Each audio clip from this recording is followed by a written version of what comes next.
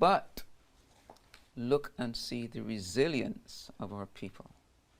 You know, I don't know how many other people could have survived the things we did. I just had a trip to Ghana within the last 2 years, and as I was telling the students just not too long ago, and just to try to retrace the slave route. Well, I did this because I'm completing a collection of poems called Plantation.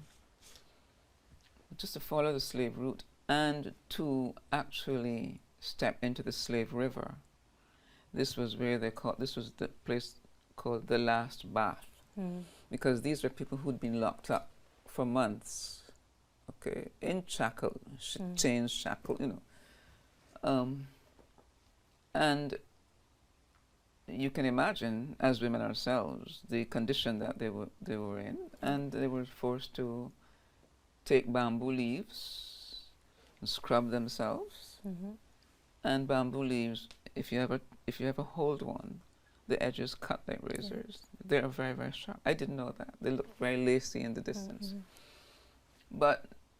And then to come to a place like Elmina Castle and be placed in dungeons, that's another story.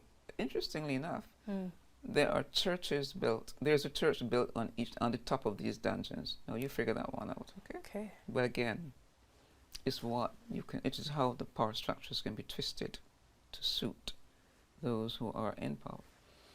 But when I consider that they could have come from, the slave markets and come through the whole process, they came through the door of no return to the Caribbean, crossing the horrible Middle Passage, where a lot of them, of course, they jumped off out of, or were thrown off when they got too sick or when they died, which many of them did. And still this